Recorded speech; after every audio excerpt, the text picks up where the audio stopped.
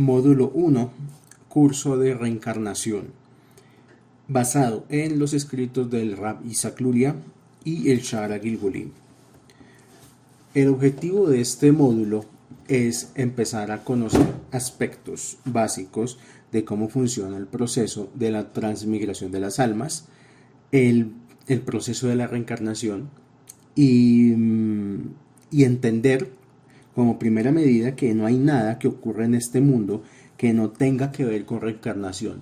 Toda cosa que una persona viva en este momento presente en su vida, que tenga que atravesar, sea positiva, sea no tan positiva, todo desafío, toda carencia, todo reto, todo vacío, todo cuanto la persona tiene enfrente de su vida, obedece a algo que pasó en un proceso de reencarnación.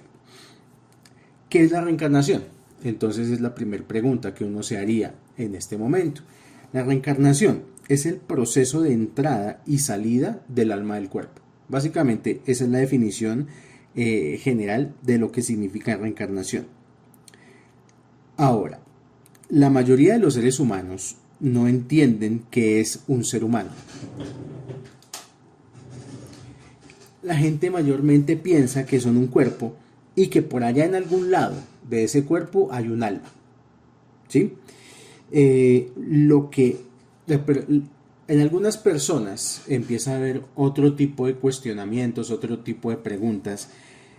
Aquellos que empiezan a despertar para los mundos metafísicos, la primera pregunta que se hacen es si aquello que tengo enfrente es cierto, si aquello que tengo enfrente es verdad o es una ilusión.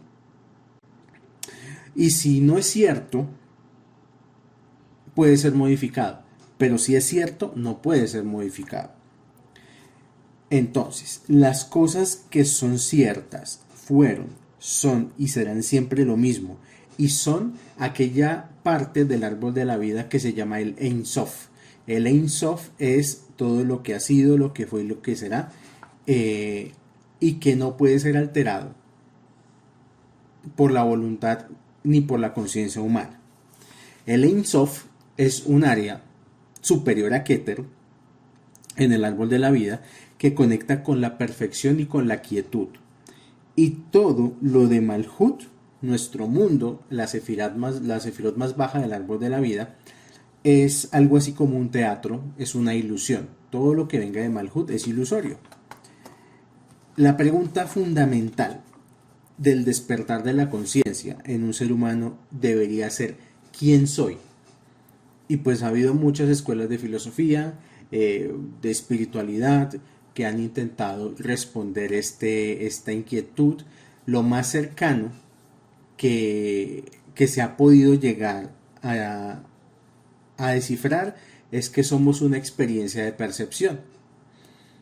Pero ya digamos, centrándonos en un curso que tiene que ver con reencarnación, para saber quiénes somos, primero tenemos que saber lo que no somos.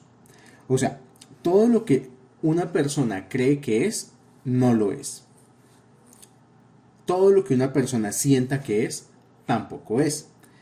Y todo lo que la persona piensa que es, eso tampoco es. Porque muchas veces a uno le preguntan, ¿usted quién es? Y lo primero que dicen es su profesión. Yo soy profesor, yo soy abogado, yo soy ingeniero, yo soy arquitecto o lo que sea. Creen que su yo o su ser está identificado con el aspecto de a qué se dedican para ganar la vida. Otras personas piensan que son sus sentimientos o sus emociones, lo que les gusta, lo que no les gusta, y eso tampoco es, porque todo lo que una persona pueda experimentar en su vida es algo que puede cambiar. Las creencias las podemos cambiar, los sentimientos los podemos cambiar, la profesión la podemos cambiar. Entonces estamos en la búsqueda de aquella parte de nosotros que es el Ein Sof, aquello que es eterno, aquello que es inmutable. Una pequeña respuesta a esta pregunta de quién eres, y es una respuesta que está circunscripta dentro de esta charla sobre meditaciones, somos alma, temporalmente experimentando la conciencia de un cuerpo. Ahora, un alma encarnada en un cuerpo posee 5 niveles y dentro de esos 5 niveles tiene otros 5 niveles y así hasta completar 125 niveles de almas que pueden encarnar en un cuerpo. No tenemos entre nosotros el mismo nivel de alma. Entonces, como hemos visto hasta aquí, tenemos que una persona puede llegar hasta poseer 125 niveles de alma.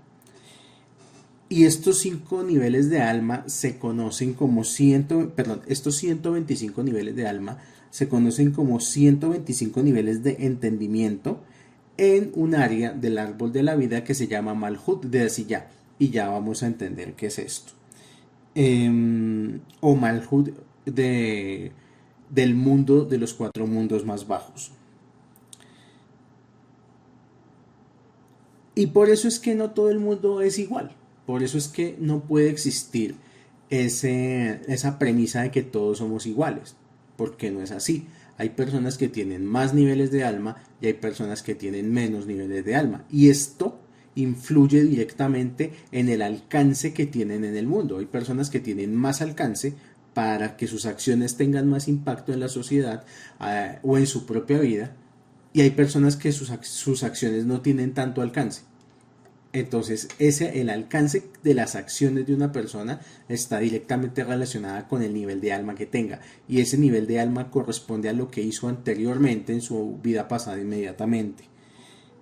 Cada persona entiende el mundo, la vida y la espiritualidad según el nivel de alma que trae.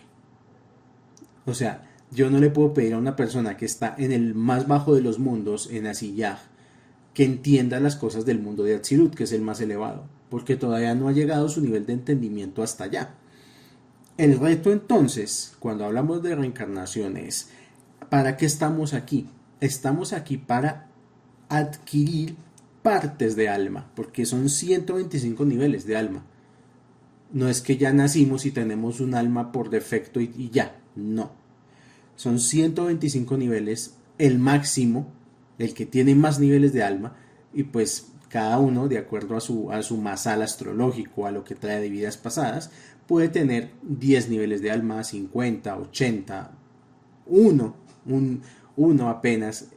Y el objetivo de encarnar es adquirir partes de alma. ¿Para qué? Para poder entender más cómo funciona la realidad, cómo funciona el mundo.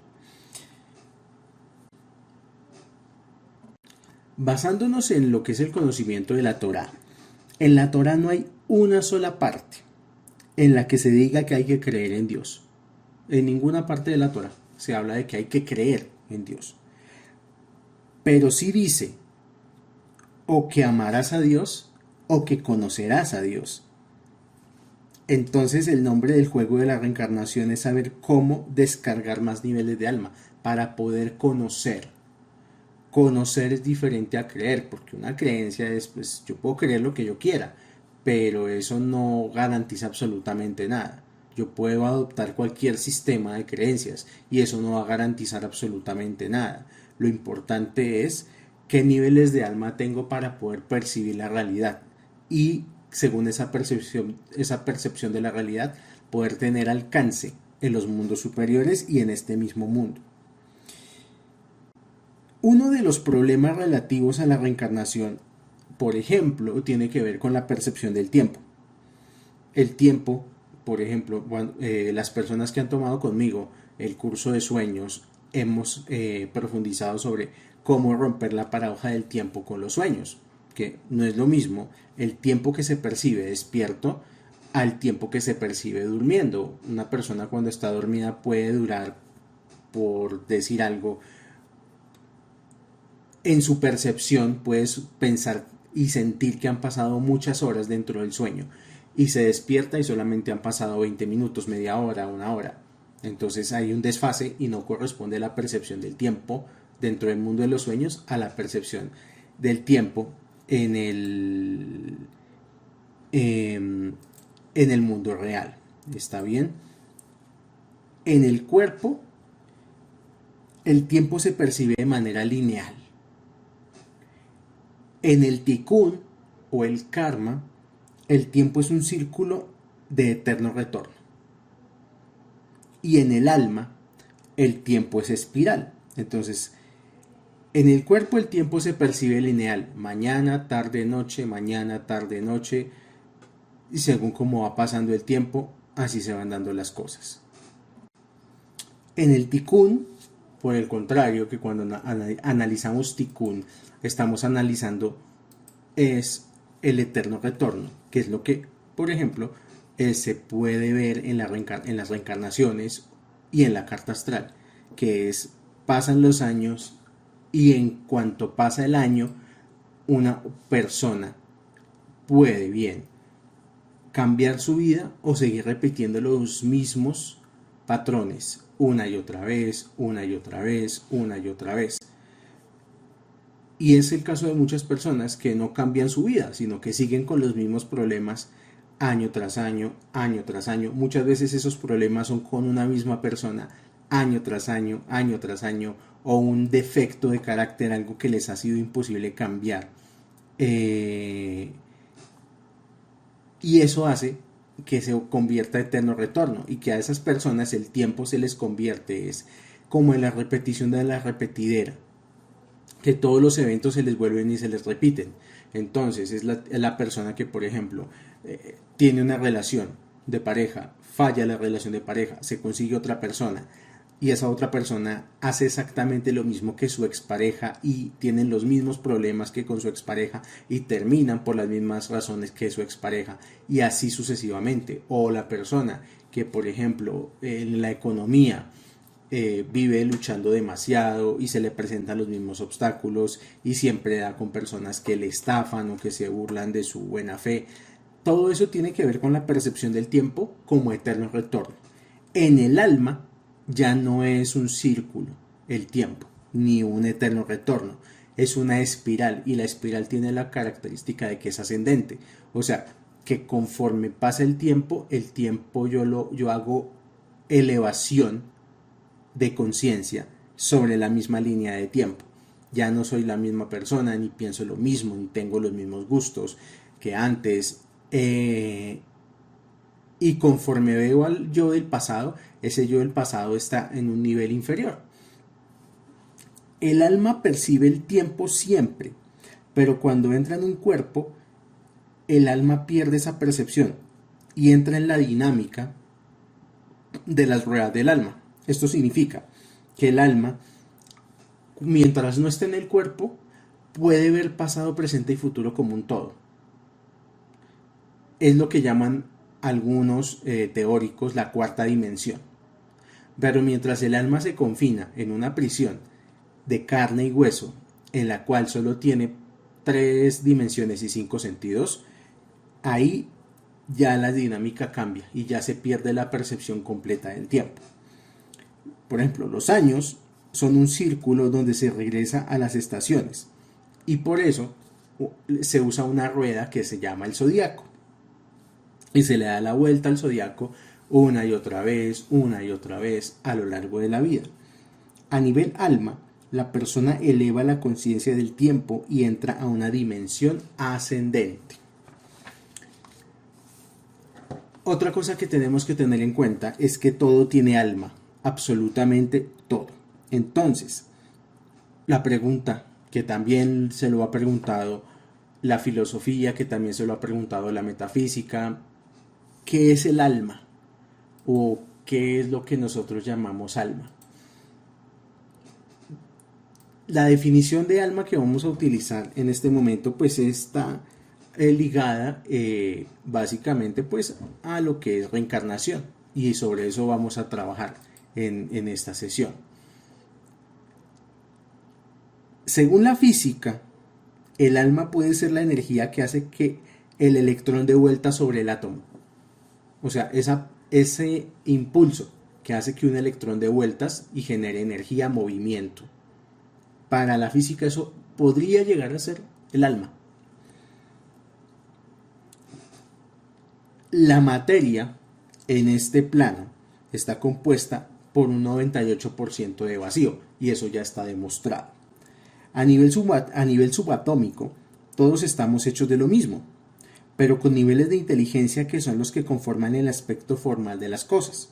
Entonces, por ejemplo, para dar a entender esto de que los niveles de inteligencia conforman el aspecto formal de las cosas. Imaginémonos una pared de una casa, y esa pared de esa casa está hecha de roca, y esa roca fue sacada de una montaña y fue transformada y fue convertida en una pared para una casa.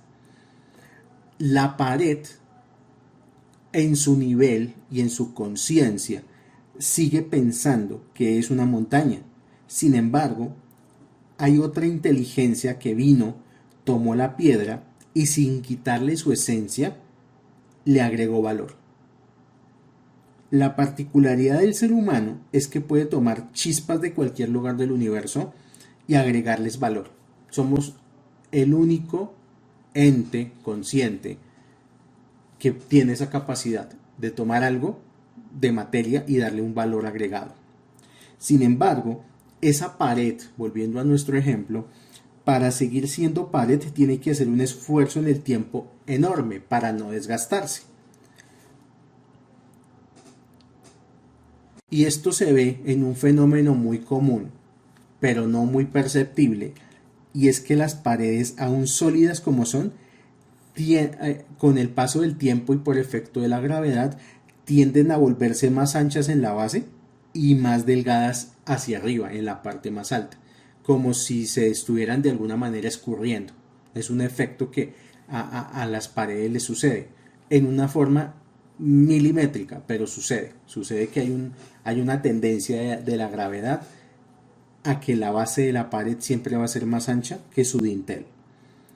Este universo, nuestro universo, responde a las leyes de la mecánica de fluidos.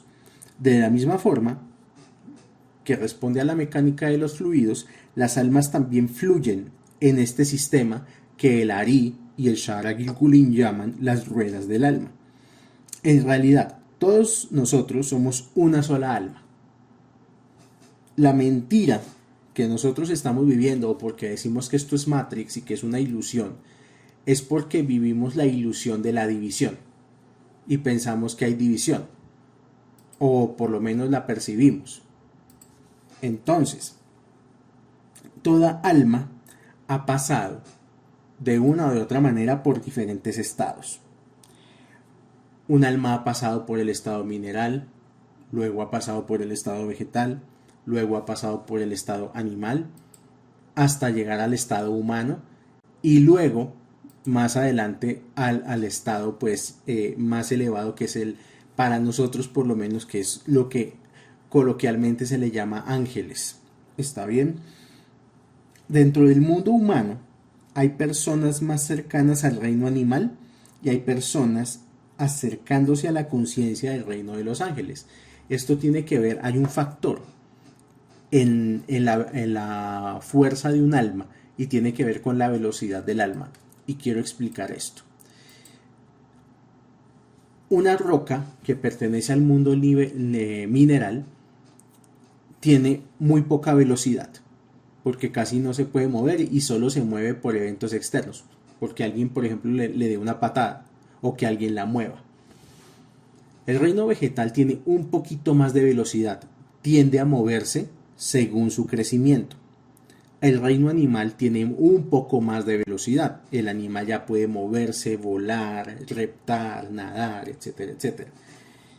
El ser humano tiene más velocidad que el reino animal, porque además de tener velocidad mental y con su propia mente poder viajar a cualquier lugar de la creación, también crea artefactos para superar la velocidad de los animales, como por ejemplo los vehículos, los aviones, etc. Y por encima del humano están los ángeles, que tienen aún más velocidad, tanto que un ángel puede, dicen los sabios de la Torá, que en un chasquido un ángel ya puede saltar de un planeta a otro. O sea, en 2 chasquidos ya está en otro planeta.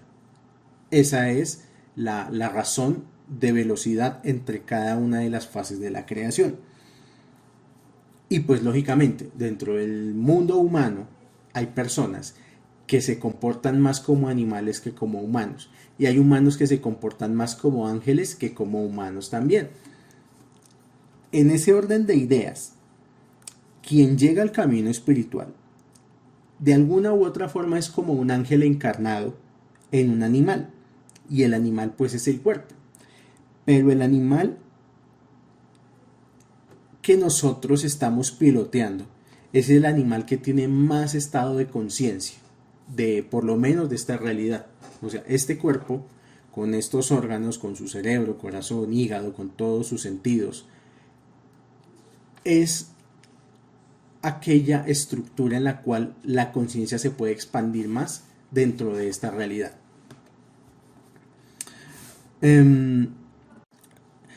Llegando a este punto, he recordado que hay un investigador MIT llamado Max Tegmark que él ha postulado que la conciencia es un estado de la materia.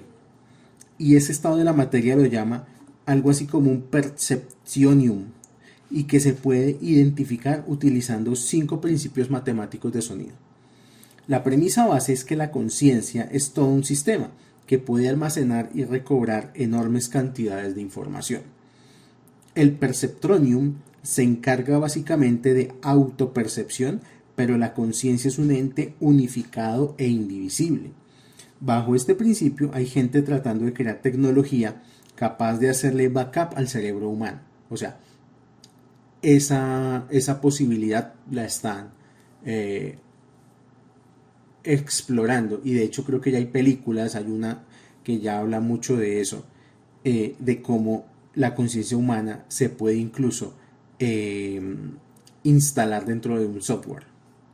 Y traigo este ejemplo porque ellos mismos, los investigadores de este fenómeno, admiten que un ser humano es el mejor esfuerzo que la materia pudo hacer para ser reconocida y hacerse consciente de sí misma. Ahora, pregunta, ¿qué razón puede haber para que un alma encarne en un cuerpo? Además, no todas las almas son iguales, como se ha dicho ya. Hay almas ya con el mérito suficiente para acercarse a los intelectos divinos, y estos son los que comúnmente la gente llama o conoce como Israel, pero no el Israel genético, ni que haya un pueblo que es llamado judío, no. La palabra Israel tiene que ver con el acercamiento. Israel es una palabra que se compone de 2 palabras, li rosh, que es cabeza, básicamente. O sea, lo que quiere decir la palabra Israel es que es la evolución de las almas encarnadas en un cuerpo, lo más cercano a llegar a los intelectos divinos. Continúo. La palabra reencarnación tiene mucho que ver con la palabra deseo. El espectro de evolución del alma, de lo más bajo a lo más alto, tiene 2 puntas.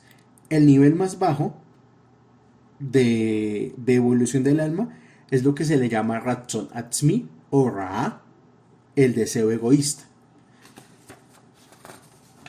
O sea que cuando en Kabbalah hablamos del término mal o el mal, no es en el sentido común de la mayoría de las personas.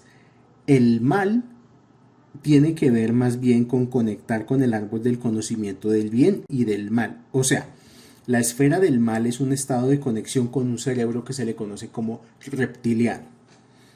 Este diseño de cuerpo humano que todos tenemos, que tú y yo tenemos, como lo conocemos, ha estado habitando en este mundo algo así como 50.000 años.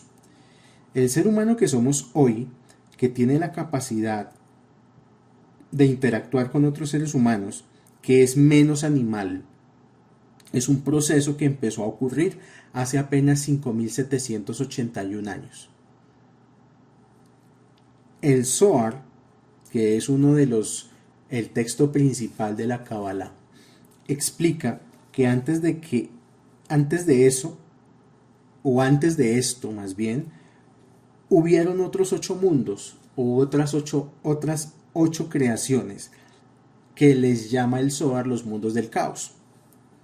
Parte de nuestro trabajo consiste en transmutar los mundos del caos a un mundo de perfección, y esa es una de las razones principales por las cuales pues estamos encarnados en un cuerpo.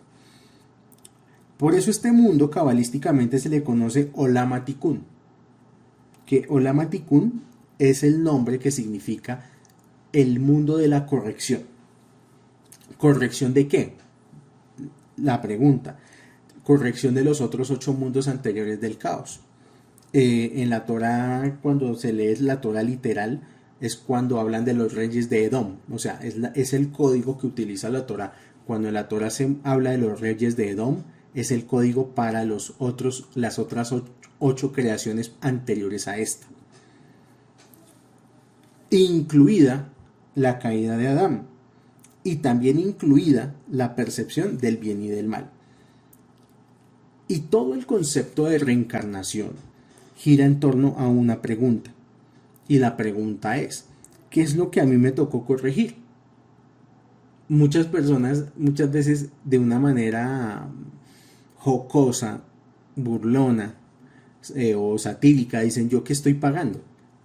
Es una frase que es muy de esto, de qué es lo que yo estoy corrigiendo o qué es lo que tengo que hacer en esta vida.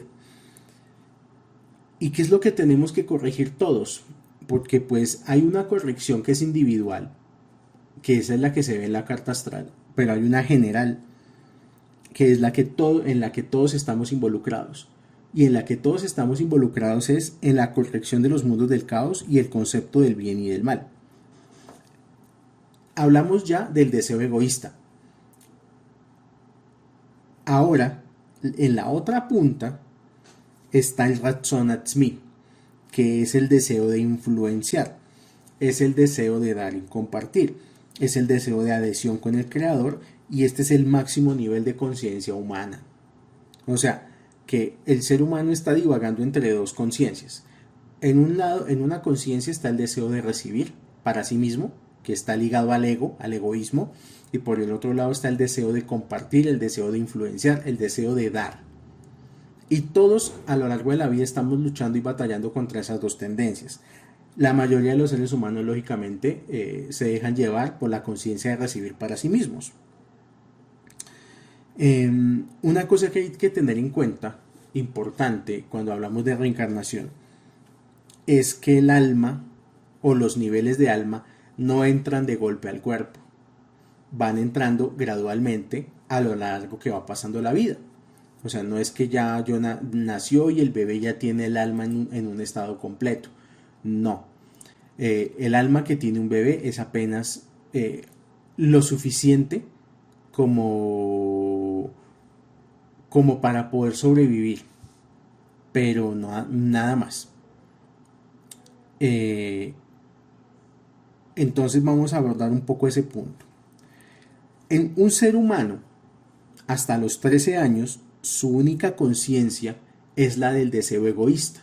O sea, el niño, desde que nace hasta los 13 años, lo único que quiere es recibir, lo único que quiere es que le den. Y lo peor de esto es que por lo menos en estas generaciones, los padres han entrenado a sus hijos con la dinámica de premios y castigos. O sea, que cuando un niño te da algo, es porque quiere algo a cambio. Y los padres, entre tanta mala educación que han recibido estas generaciones, está este punto de acostumbrar a sus hijos a que ciertas acciones dan un premio, ciertas acciones no lo dan.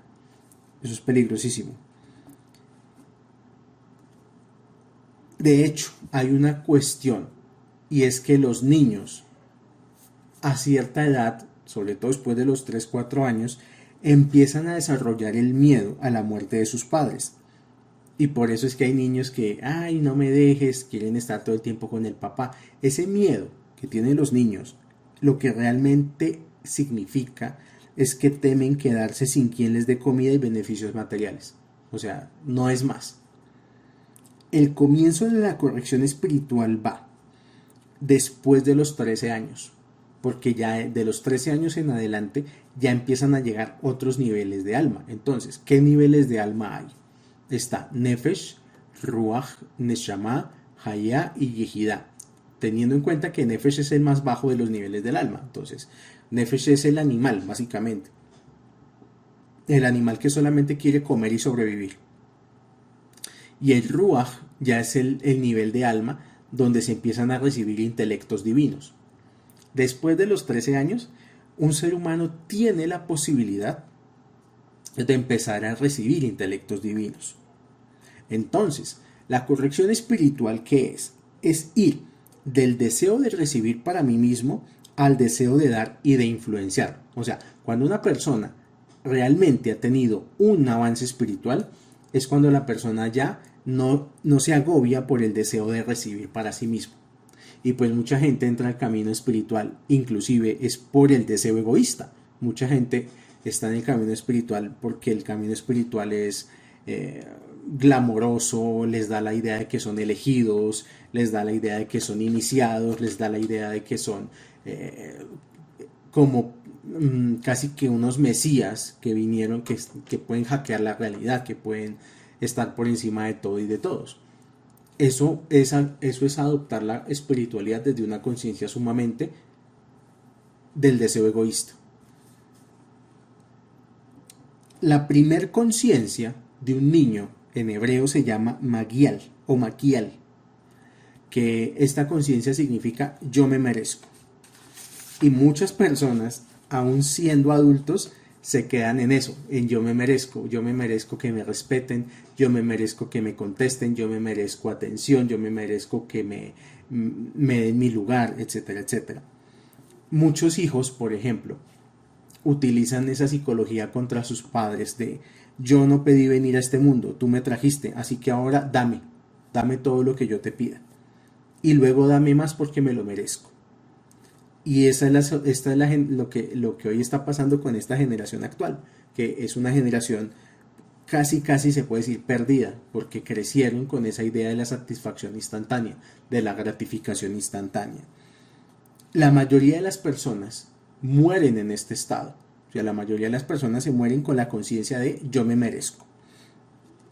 Todo es un derecho, me lo tienen que dar. Si lo miráramos desde el punto de vista de la Torá, la imagen de un hombre corregido en el mundo es como la del patriarca Jacob, que representa la Sefirá de Tiferet. Y poco a poco ya nos vamos a ir metiendo en el árbol de la vida, que es una de las partes importantes de esta charla. En casi todas las culturas humanas está el arquetipo de un patriarca, y ese patriarca tuvo 12 hijos. Y lo que esto está representando es al sol y a sus 12 signos del zodiaco. Es decir, que cuando un hombre está corregido es porque ya conoce todo su sistema astral y ya lo ha superado. Esa es la utilidad de tener la carta astral, de conocer qué es lo que tiene que cada persona trabajar, superar y estar por encima del plano astral. Bueno. Vamos a empezar a hablar del árbol de la vida. Toda persona puede entrar a Google y pues googlear árbol de la vida, Cábala judía. Y ahí le va a salir un árbol que tiene 10 grandes esferas y una esfera oculta que es Da'at. Entonces, de arriba hacia abajo, Keter, Jochma, Binah, Geburah, Gesed, Tiferet, Netzat, Hod, Yesod y Malhut. Y oculta está Da'at.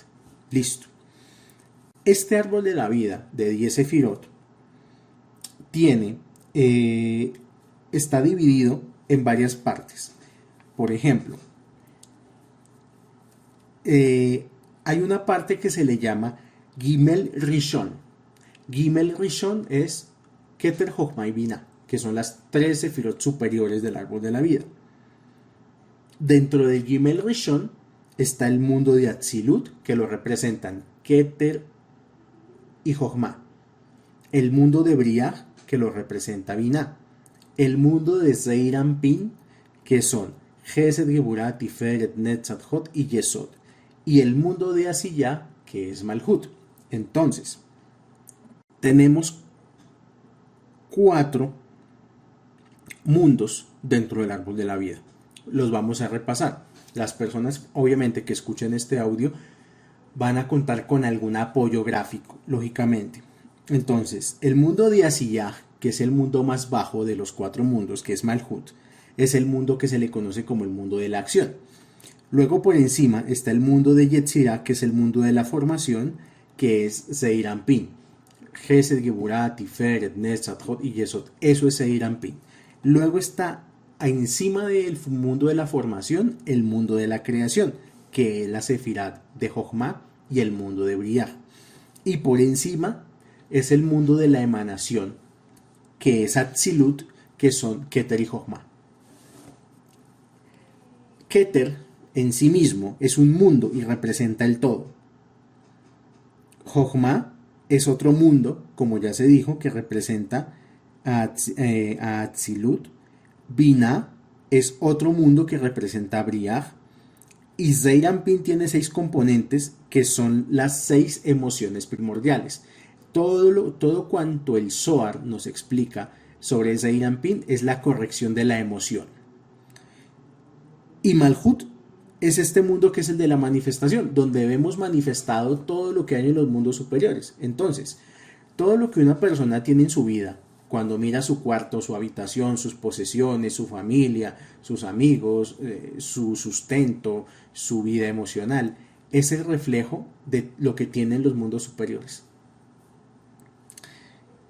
Vamos a empezar como a definir qué puede significar cada una de las sefirot.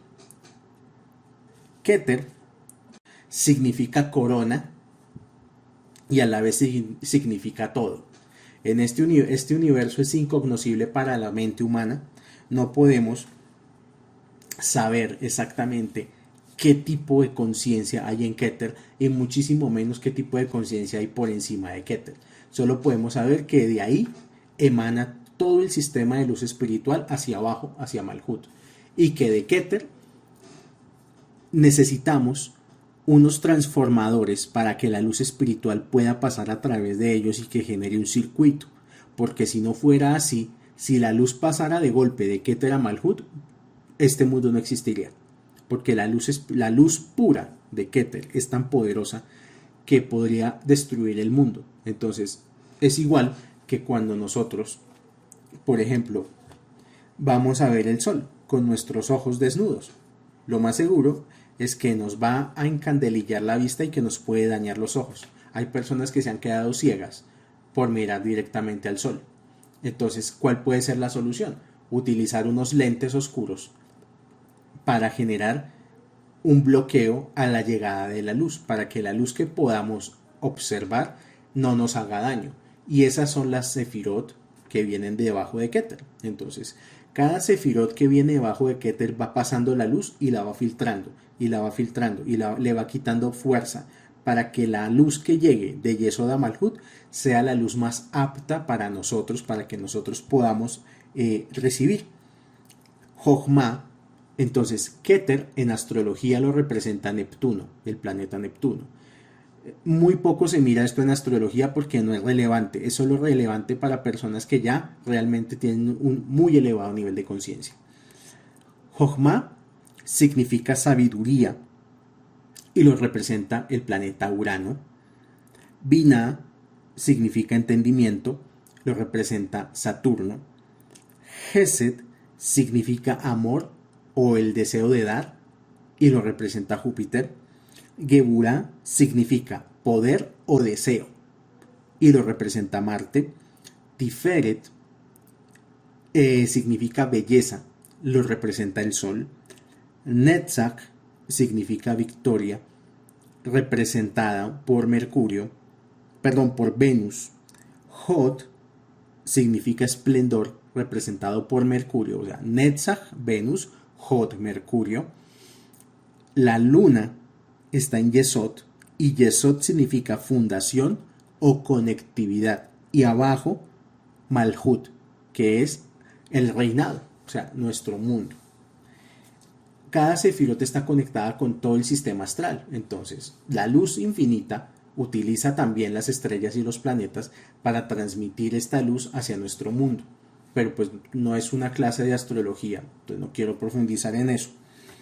Eh, Anteriormente, antes de explicar cada una de las 10 sefirot, que además me quedó faltando Da'at, pero Da'at es un misterio en sí misma, porque Da'at es una sefira artificial, si se le puede decir así, y representa la conciencia del bien y del mal. Es eso básicamente. Pero antes de explicar el sistema de las 10 sefirot, dijimos que Zeir Anpin tiene 6 componentes llamados emociones primordiales o midot. Esta palabra midot es importante.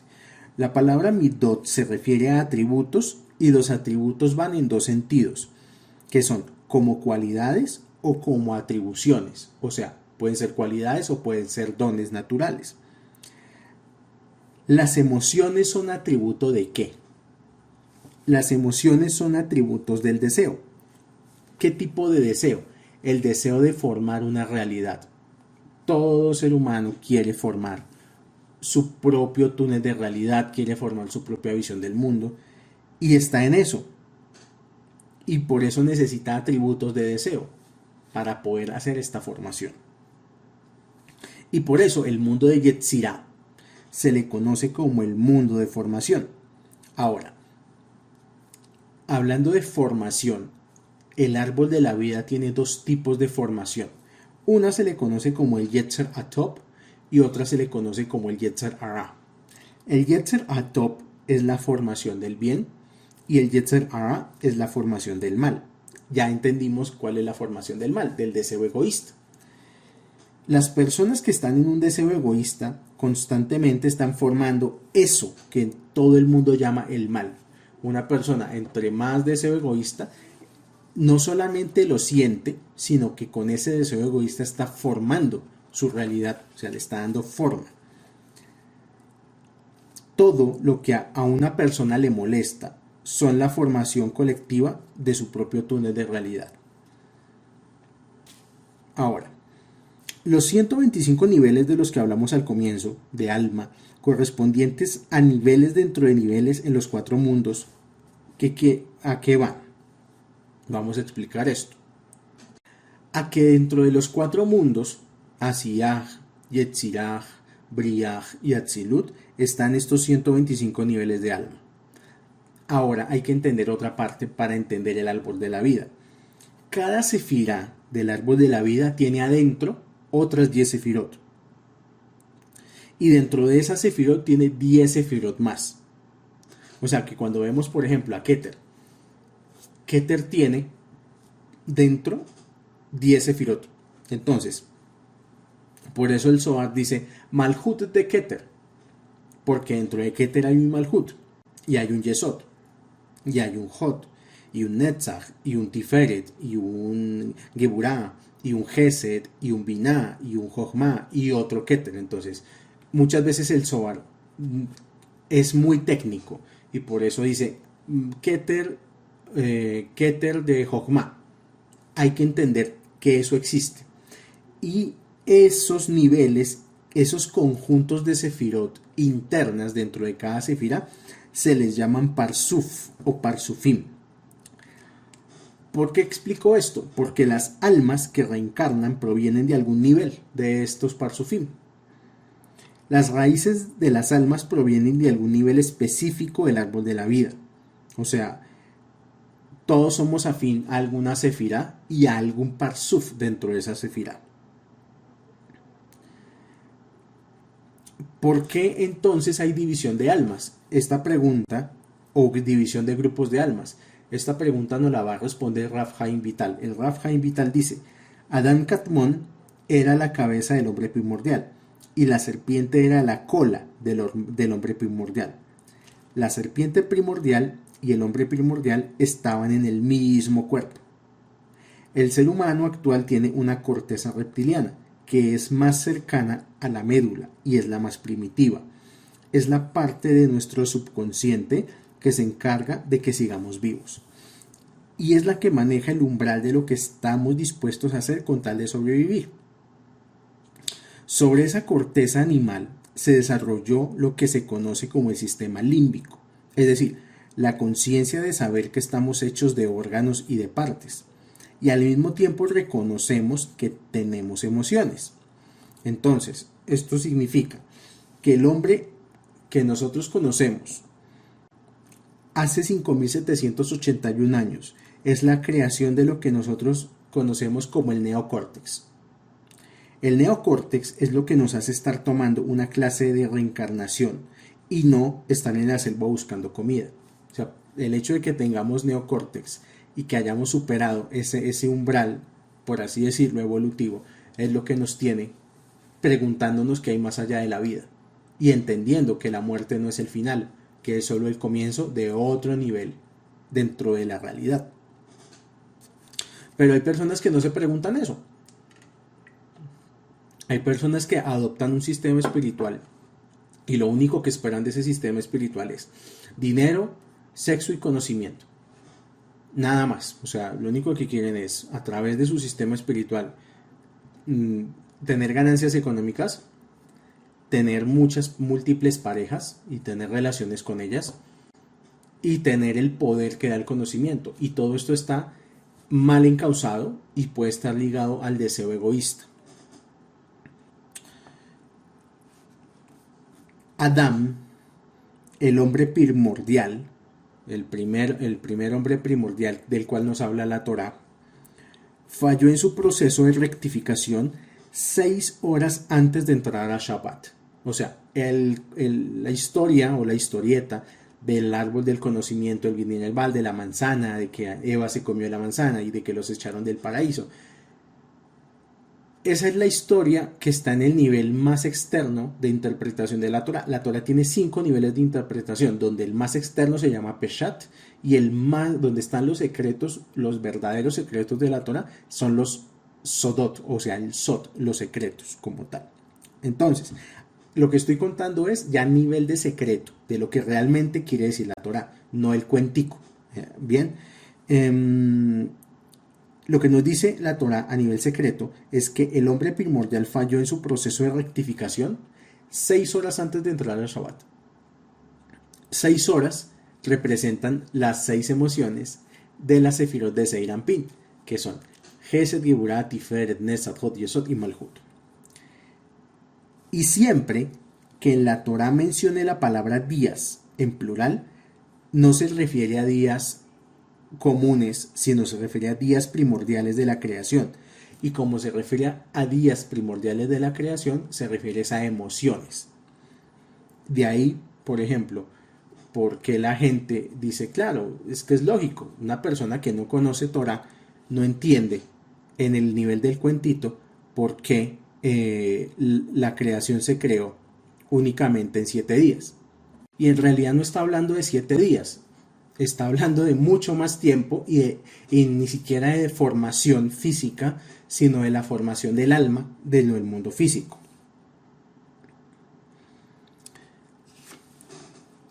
Voy a poner un ejemplo. La Torah dice, honrarás a tu padre y a tu madre para que tengas largos días de vida. Esto es cuando está la historia de los 10 mandamientos y entonces está el mandamiento que dice, honrarás a tu padre y a tu madre para que tengas largos días. Entonces vamos a decodificar ese secreto. No se refiere a días, sino se refiere a que una persona que sana su relación con su padre, con su madre, y sin importar qué pasado tengan, perdona y los respeta, está entendiendo que ellos vinieron a esta encarnación y vinieron de manera imperfecta y los tiene que amar así sean imperfectos. Una persona que sana su relación con su padre y con su madre está sanando su relación con Jochma y con Binah, porque Jochma en el árbol de la vida se le conoce como Abba, que es el padre, y Binah se le conoce como Ima, que es la madre. Mucha gente arruina su vida solamente por esto, solamente porque no perdona a su padre y a su madre, porque cuando chiquito me pegaron, porque no me dieron lo que yo quería, porque me fallaron, porque esto, porque lo otro, o sea, toda la quejadera en la que nosotros usualmente como seres humanos vivimos contra nuestros padres. Solo eso ya es garantía para arruinar el sustento para arruinar las oportunidades, para arruinar la pareja, para arruinar todo. Sanar Jochma y Binah hace que tengamos días largos de vida. ¿Y qué significan días largos de vida? Que tengamos emociones de larga frecuencia. Y una persona que tiene emociones de larga frecuencia tiene una ventaja por sobre las demás personas, porque la ventaja de tener emociones de larga frecuencia es que se puede crear lo que uno quiera. O sea, una persona con emociones de larga frecuencia piensa en algo y ese algo sucede. No necesita ni encender una vela, ni encomendarse a nada, ni utilizar grimorios, ni libros, nada de ese tipo de cosas. Con el solo hecho de tener emociones de largo alcance, su pensamiento se convierte en acción en este mundo. Y cuando no hay éxito en la vida, es precisamente por esto, porque hay una desconexión. Entonces, el árbol de la vida nos sirve para entender cómo es el proceso del descenso de la luz espiritual a nuestra vida. Y para entender cómo baja la luz a nuestra vida y para entender por qué por más de que hacemos y vamos y venimos y esto y lo otro, las cosas no se nos dan.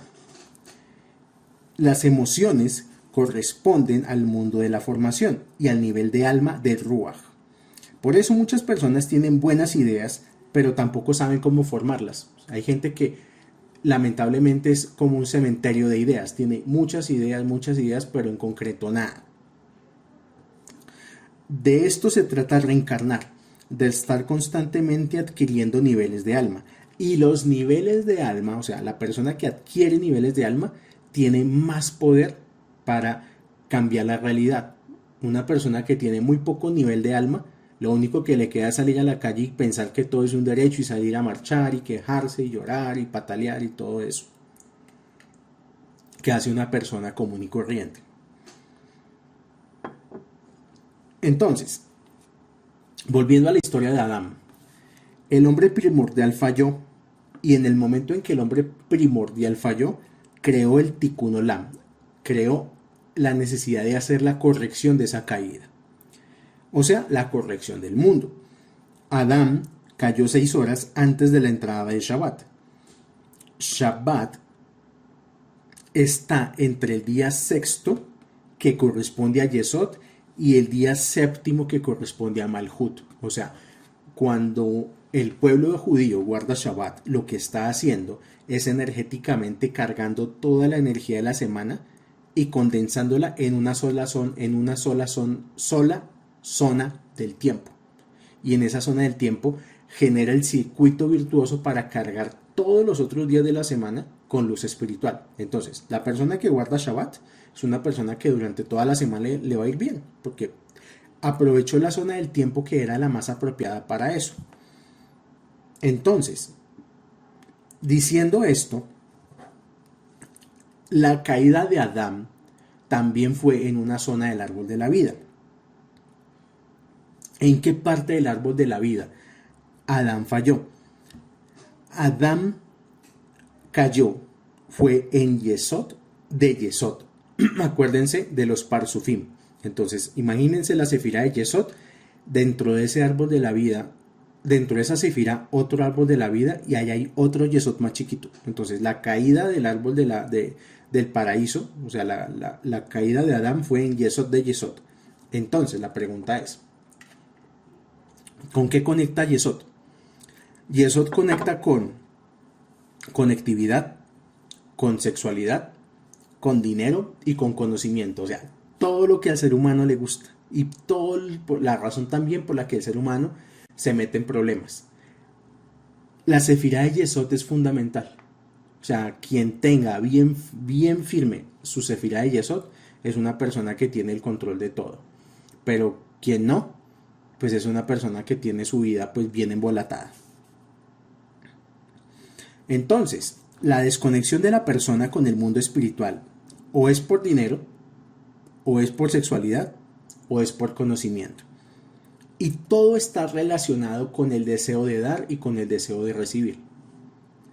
¿Queremos dinero para ayudar a otros o queremos dinero solo para comprar lo que nos gusta? ¿Queremos conocimiento solo por tener ventaja sobre los demás ¿O queremos conocimiento para influenciar y cambiar la vida de la gente?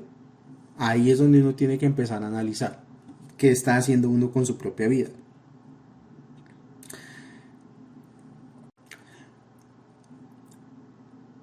Y toda cosa que la persona quiera tiene que salir de la luz espiritual de Atzilut y de Briah, de un mundo que se llama Malhut de Atzilut, que está en Binah. Esto yo lo explico más a profundidad en curso de sueños, pero por ejemplo, una forma para un atajo que el ser humano tiene para poder acceder a los mundos superiores es a través de los sueños, si sabe cómo. El caso es que la luz va bajando desde Binah, va bajando, tiene que bajar por toda la Sefirot, llega a Hod, luego a Yesod, y de Yesod tiene que bajar a Malhut. Con lo cual, un ser humano tiene solo dos opciones: o está conectado al árbol de la vida o no está conectado al árbol de la vida. O sea, si las cosas le salen bien o le salen mal a una persona, tiene que ver con esto, con que tiene conexión con el árbol de la vida y todo le sale bien, o no tiene conexión con el árbol de la vida y no da pie con bola. Pero no hay un punto medio. O sea, en esto sí es sí o no. Es un poco radical, yo lo sé, pero pues realmente así son las cosas. Es como, yo no puedo quejarme de que la licuadora no prenda si la licuadora no está enchufada a una corriente eléctrica. O sea, si no está conectada, pues no va a prender. Antes de que surgiera esta creación, que es la sexta creación, dentro de la paradoja del tiempo, espacio y movimiento, hubo otras creaciones anteriores llamadas los mundos del caos. El último rey del caos, que se llamó Edom, y es del cual en este momento nosotros estamos, pues por así decirlo, estamos parados sobre los restos del último rey del caos. O sea, por eso se llama, por eso este mundo es un mundo de corrección, no un mundo de caos. Este mundo se le llama Tikkun Olam, no se le llama Tikkun del caos. Bueno, continúo. Existe un proceso de evolución dentro de los Sefirot de Zeir Anpin, conocido como los reyes de Edom. Y llegó a tal punto de evolución que de 7 reyes del caos surgió un octavo rey llamado Adar. Entonces los reyes, las antiguas creaciones, antes de esta creación, y esto se estudia profundamente, es en el libro de Génesis. Esos mundos fueron creados y fueron destruidos básicamente porque en esos mundos el egoísmo de los seres humanos los llevó a la destrucción, porque solamente había como cerebro reptil, solamente había mundo de Asía y solamente había Nefesh. O sea, la gente lo único que pensaba era en sobrevivir y en comer, básicamente. Pero llegó un octavo rey del caos, y este rey se llamaba Adar. Este rey Adar fue el primero que menciona la Torá como aquel rey que reinó y no murió. O sea, cuando leemos la Torá y nos habla de los reyes del caos o los reyes de Edom, siempre dice fulanito reinó y murió, sutanito reinó y murió, perencejito reinó y murió, excepto por el rey Adar. Adar reinó y no murió. Este desarrollo generó en la conciencia de ahí en adelante la capacidad de percibir a otro ser humano. Es decir, este fue, en el rey Adar fue que se desarrolló Yesod. En Yesod es donde se crea nuestro actual sistema de leyes de reencarnación. Y se decidió que seguramente debería haber en el arca de las almas, que eso también está dentro del árbol de la vida, un alma lo suficientemente elevada como para que a través de esa alma surgiera una civilización como la nuestra. Esa alma es la que conocemos en la Torá como el patriarca Abraham. Entonces, por eso en el Zohar, Bereshit, Génesis, dice, fueron creados los cielos y la tierra, y luego dice en hebreo, Be'i Varam. La palabra Be'i Varam conecta con Abraham. O sea, que Abraham, de los patriarcas, y esto es importante entenderlo porque la llegada de los patriarcas llegan a corregir el árbol de la vida. El trabajo de los patriarcas, Abraham, Yitzhak, Jacob, Yosef, David, Moshe, Aarón, cada uno de ellos llegó a corregir cada una de las sefirot del árbol de la vida. Entonces, Abraham llegó a corregir Gesed, Yitzhak llegó a corregir Geburah, Tiferet fue corregida por Jacob, Yesod fue corregida por Yosef, Malhut por el rey David, Netzach por Moisés, por Moshe, y Jod por el hermano de Moshe que se llamaba Aarón. Listo, ya expliqué esa parte. Abraham es la Merkabah de Gesed, y de Gesed hacia abajo hay un proceso de refinamiento de almas hasta llegar a Yesod, donde aparece Yosef, y Yosef, como ya lo dije, corresponde al alma más rectificada posible. Yosef es Yesod, básicamente. Por eso, si vemos el árbol de la vida, volvemos al dibujito, hay dos sefirot que son Tiferet y Yesod. Tiferet está por arriba y Yesod está inmediatamente debajito de Tiferet. Tiferet es el patriarca Jacob y Yesod es su hijo Yosef. Están perfectamente alineados, o sea que entre Jacob y Yosef había perfecta afinidad de forma. Y por eso Jacob, en la historia de la Torá, tenía tanta predilección por Yosef y no tanto por sus otros hijos, que los otros hijos de Jacob, los hermanos de Yosef, representan a los 12 signos del zodiaco. Yosef era el poseedor de todas las riquezas del mundo en un tiempo de total pobreza. Entonces, quienes hayan visto películas de Semana Santa habrán visto que la película de Josué, que los hermanos lo vendieron, que resultó en Egipto y que estaba en la cárcel y que el faraón lo sacó y luego lo nombró el rey de Egipto a él, es porque Yosef, y esto es un estudio más profundo que no lo vamos a poder abarcar ahorita en un curso de reencarnación, Yosef representa a Yesod. Entonces, Yosef usó la riqueza que pudo jalar de la sefirá de Yesod para iniciar en el mundo el proceso de transmigración de almas de un nivel inferior al nivel de Israel. O sea, la reencarnación como la conocemos es gracias a la sefirá de Yesod y gracias a Yosef, porque antes de Yosef la persona cometía una transgresión y no tenía oportunidad de cambiar su situación, o sea, se iba con esa transgresión hasta la muerte. Yosef y Yesod cambiaron eso y entonces instauraron un nuevo sistema de reencarnación y a la vez la posibilidad de que en vida la persona pueda rectificar alguna cosa que hizo sin necesidad de esperarse hasta la siguiente reencarnación. El Shara Gilgulim de la Arizal dice que todas las almas que salieron con Moshe eran las mismas almas de la generación de Yosef. Y antes de ser las almas de la generación de Yosef, fueron las almas que construyeron la Torre de Babel, que construyeron la Atlántida, etcétera, etcétera. Todas estas encarnaciones tuvieron un propósito. O sea, quienes construyeron la Torre de Babel, en lo que estaban pensando era en hacer lo que se les venga en gana sin tener consecuencias. O sea, también hay una parte de la espiritualidad en la que hay ciertas almas que quieren tomar la luz espiritual, pero gratis, casi que robársela y tomarla solo para disfrutar, o sea, sin tener ningún tipo de consecuencia. Y la historia de la Torre de Babel, por ejemplo, es un ejemplo de eso.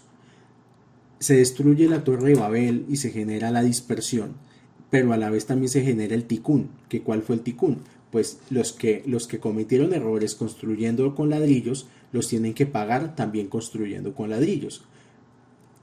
Los que fueron de la generación de la Torre de Babel reencarnaron luego para construir como esclavos las pirámides de Faraón. Esa fue su corrección, lo cual también nos indica que todo lo que una persona vive, por doloroso que parezca, por injusto que parezca, es porque en una vida pasada hizo algo para merecer ese escenario. En el fondo,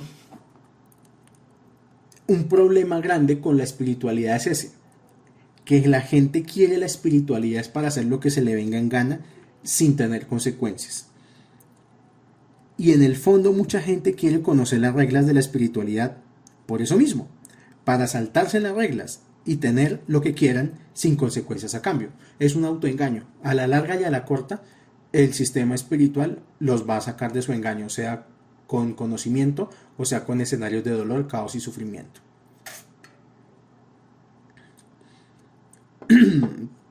Esta idea de hacer lo que nos venga en gana sin tener consecuencias es similar, por ejemplo, a aquellos que, digamos, por internet son los supuestos gurús del emprendimiento y le prometen a la gente libertad financiera y que se van a llenar de dinero, etcétera, etcétera, etcétera, pero que al final pues se quedan sin nada.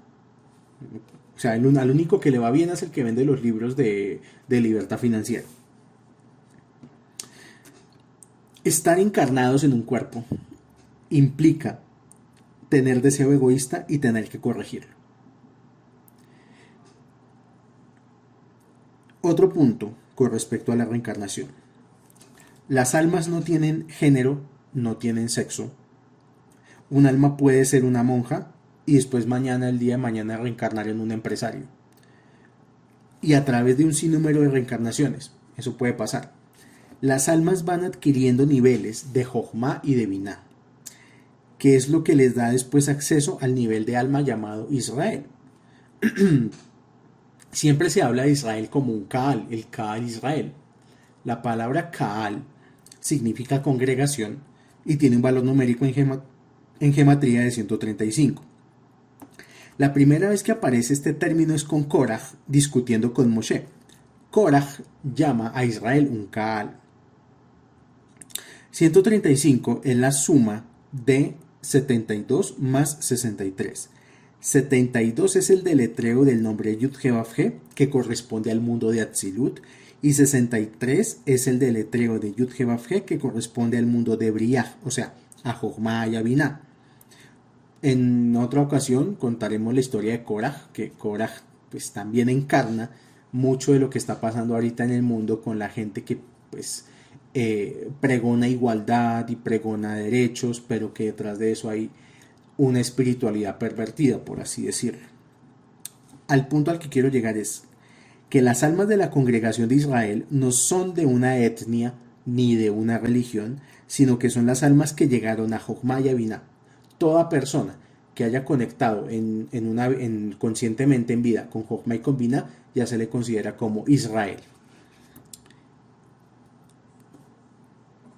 Hablemos de lo que la Torá llama el pecado original. Es en esencia un evento que desemboca en el conocimiento del bien y del mal. Básicamente es eso. El conocimiento del bien y del mal no conecta ni con sabiduría ni con entendimiento. El conocimiento tiene de por medio al ego. Ahora, ¿cómo uno conoce el caos? Como uno es. Todo lo que vemos en el mundo está dentro de nosotros. Si una persona todo lo ve malo, es porque dentro de él solo hay maldad. Si una persona ve solo perfección, es porque dentro de él hay solo estados de perfección. Si vemos caos, es porque tenemos afinidad de forma con el caos. El punto es ver el caos, ser el caos, pero tener o no tener compromiso de corregir ese caos. Percibir el caos es el conocimiento de lo que la persona generó en vidas anteriores. El intelecto que desciende a la persona es el llamado del alma a hacer en el mundo de la corrección. Siempre, todos vamos a tener en algún punto de nuestras vidas un momento donde el alma nos va a llamar a corregir lo que hemos hecho en vidas anteriores e incluso en la vida presente. El intelecto que desciende a la persona es el llamado del alma a hacer en el mundo de la corrección. ¿Cuál es la primer palabra que le dice el Creador a Adán después de que cometió el pecado de la manzanita? Lo primero que le dice el Creador es Ayeka. La palabra Ayeka significa ¿dónde estás? ¿Por qué Hashem tiene que preguntar eso? O sea, si Hashem lo sabe todo, si es omnipotente, si es omnipresente, ¿por qué tiene que preguntar? ¿Por qué? ¿Dónde estás? ¿Acaso no lo puede encontrar? Significa que Adán descendió a la densidad de la materia perdiendo sus ropas espirituales. O sea, nunca hubo como tal un pecado de la manzana y esto y lo otro, sino que lo que hizo Adán fue que se desconectó de la perfección espiritual y cayó al mundo material. El conocimiento de Adán ahora es que va a morir.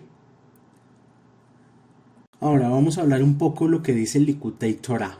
El Likutei Torah dice que Adán se separó 130 años de Eva para no tener hijos, pero que igual durante esos 130 años perdió su semen. Como Adán tenía dentro de sí a todas las almas al caer y entregó su semilla a los mundos del caos, los dañó a todos.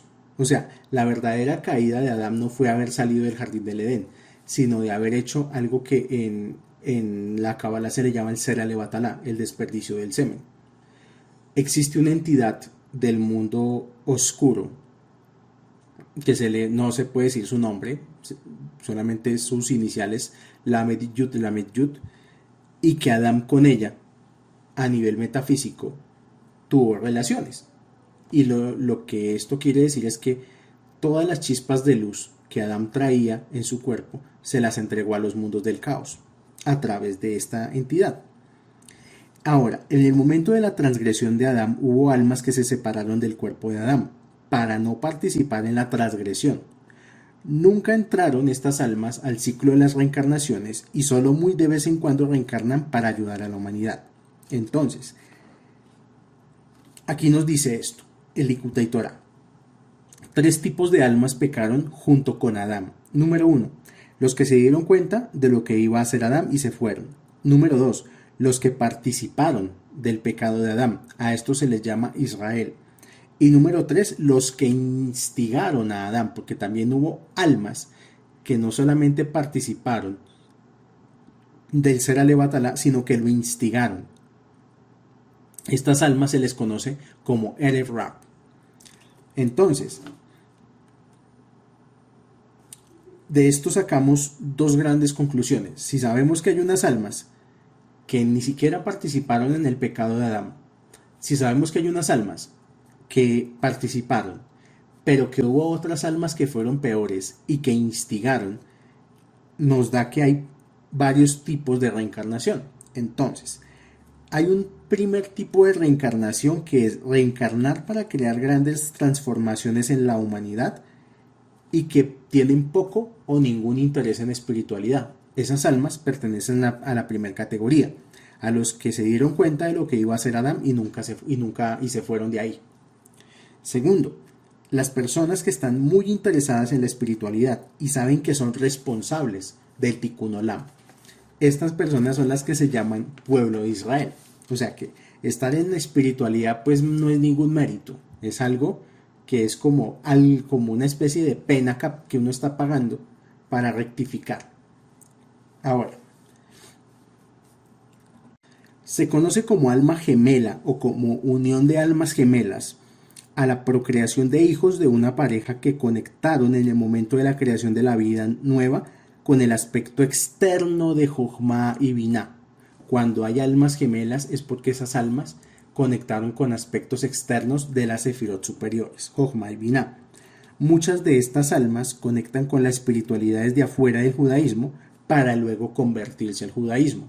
Es muy normal ese fenómeno de personas que no necesariamente nacieron de padre y madre judíos, pero que sienten un llamado poderoso hacia la cábala, hacia el misticismo judío. Es porque en el momento en que sus padres los concibieron, sus padres estaban conectados con Jochma y con Binah. Muchas de estas almas están en ese proceso. Estas almas, al no haber nacido judías, vienen con el nefesh completo para poder manifestar mucha más neshama. O sea que es más mérito para la persona haber nacido por fuera del judaísmo y entrar al judaísmo. De hecho, hay una ley entre el pueblo judío y es que se dice que un Sadik Gamur no puede ni siquiera sentarse en la silla de un converso, o sea que un converso está muy por encima del santo más santo del pueblo de Israel. Y que un converso tiene un potencial de alma mucho más arriba que un judío de nacimiento. Y luego está el número 3, los Erev Rab, los instigadores del pecado del bien y del mal. Estos Erev Rab son un tipo de alma que solo vienen a ejecutar juicio. Las almas del nivel de Ari Hampin se elevaron fuera del cuerpo de Adán. El resto de almas fue rectificado lo suficiente, excepto por un tipo de tikkun. Entonces, los Elef son las personas del común, son las personas que lo único que hacen en su vida es juzgar, emitir juicio, ejecutar juicio, etcétera, etcétera, etcétera. Las almas que abandonaron el cuerpo de Adán lo hicieron en un estado reducido a través de emisiones seminales. Es decir, por el ser Alevatala de Adán, las chispas de luz de miles de almas bajaron de categoría y cayeron al planeta Tierra. Las almas que cayeron de Atzilut a este mundo, las de más fuerza, se les conocen como los reyes del caos. Venían de un plano tan alto que al llegar a este plano se percataron que más allá de elevar este mundo era mejor dominarlo. Los líderes del mundo, incluso los líderes actuales, son almas que aún hoy están corrigiendo a los reyes del caos. En síntesis, descender a un mundo inferior, a una percepción de la realidad inferior, a hacer una corrección. Eso es reencarnación. Con esto damos por terminado este primer módulo de reencarnación. Cualquier pregunta, duda, inquietud, no duden en hacerla. En cuanto se tenga el tiempo, se les será contestado. Shalom, shalom.